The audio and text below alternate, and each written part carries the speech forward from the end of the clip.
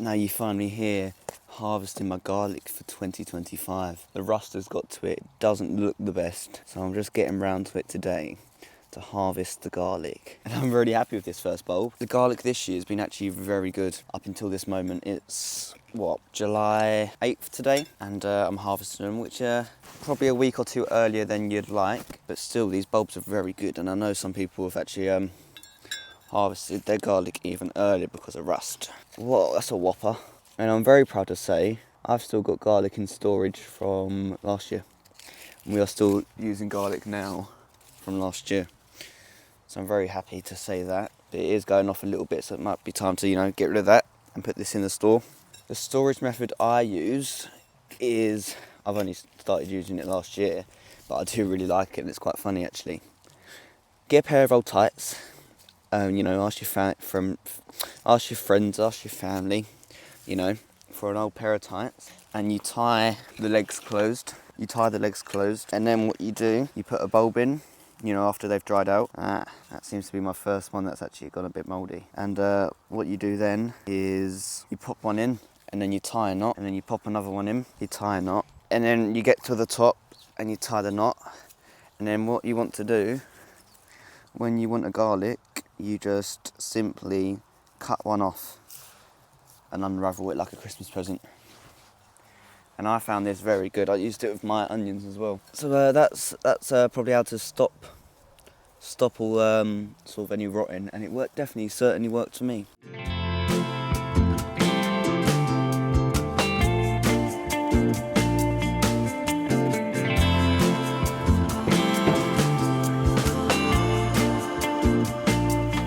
Okay, long story short, I got some string out the shed, I popped it in my basket. What did I do with the basket? I walked to the greenhouse. I got to the greenhouse, string was not there. I looked for the string for about 20 minutes. I gave up, I looked everywhere, and I'm now using electrical cable. So that's why I'm using this. Okay, please don't copy me, it's not live. I don't recommend doing this, because that was the only roll of string I had at the moment, right now. And I need to get these tied up and start drying out. So don't copy me. Don't do this at home, don't do this at the allotment. So yeah, let's just hope it works.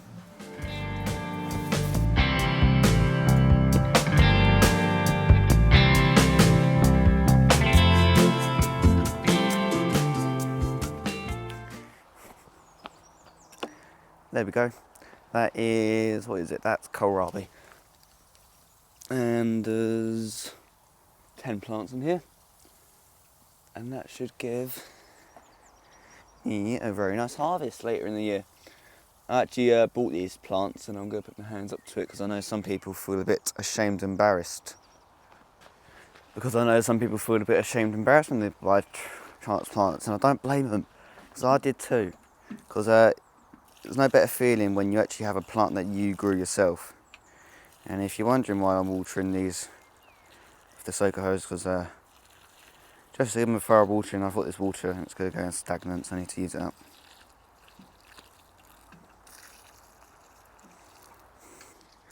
So here I have a frame, and I've planted around that frame a jasmine plant. Oh, I've got some bindweed here, I'm just getting out. Yeah, my nan had that in her porch, in her flat, and it was in a small pot. And they're actually quite big plants, and they can get really big.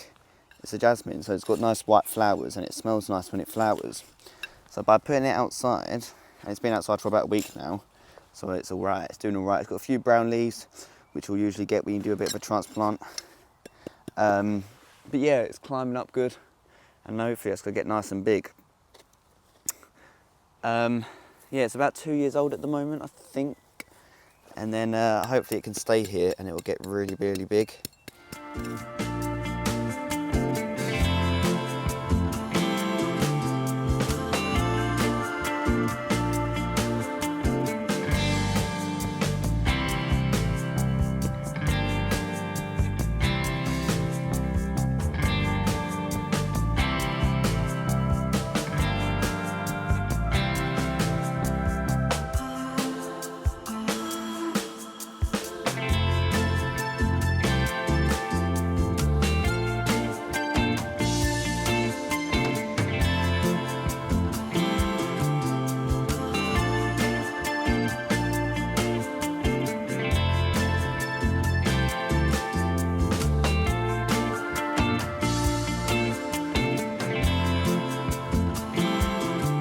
Okay, this is the drone I was talking about, and I've got an idea for some clips. So if you watch Jessie at plot 37, at the beginning of every video, with a camera, she goes with down, down, down. It looks on the plot. She then does all that, the vlog or the YouTube or the yapper into the camera or what she's doing. And at the end of the video, back up. I want to do that with my drone. Okay, so let's say you're from somewhere. Let's say you're from Scotland. And you come from Scotland, you're flying over. You come down, this is from the drone's point of view. You come down, you fly down, you do the gardening, you watch me yapper on, and then you go back up. So that's the idea. So at the beginning of this video, you would have seen a drone shot. At the end, I'm going to do the same. So you're going to watch me do that.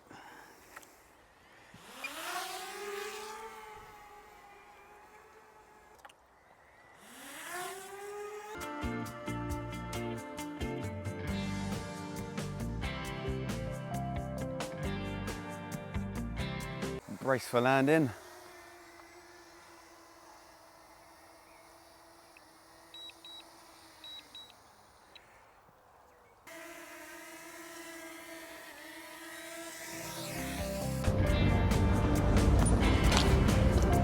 Millie. Hello, Papa. Hello.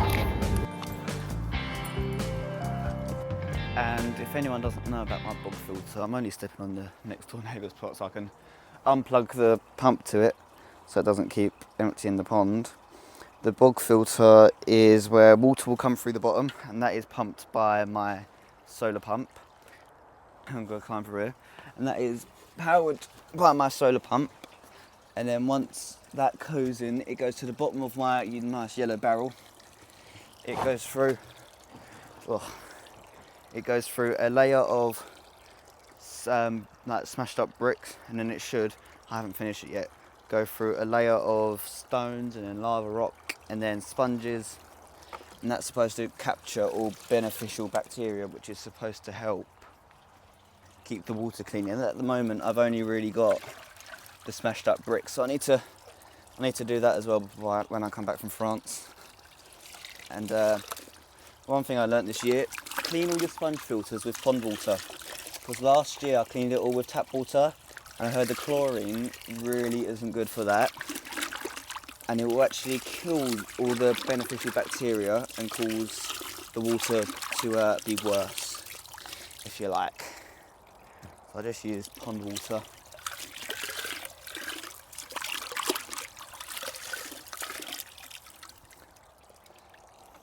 You know, I'm just going to do, actually just show you on my phone here.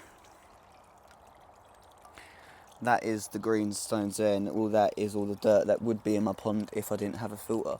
And you can see it's really, really thick. That is not nice. So yeah, and then all your green water will be coming out there. So when I chuck in some water, it's going to flush that all out.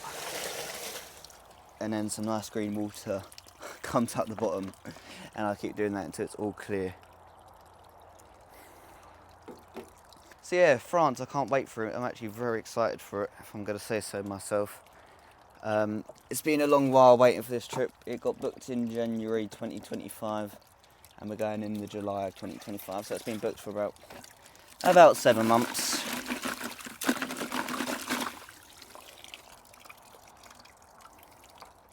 So it certainly should be a good trip. Doing it as a social, so it's more for just to have a bit of a laugh and a bit of a chatter, and then more of sort of competitive fishing. There we go. Pond is the pond filters have been cleaned, especially this one. This one's filthy. Yeah, the pond's just getting topped up. That's just filling back up, and then it will overflow over there in just a moment. Still got about halfway because the sun's not very sunny today, so it's been a bit slow. Right, let's move on to the straw. I'm just going to cut a little corner of it, I think, because it can get quite messy straw. I could put it in this mesh bag so the water can get through in that, but the straw can't.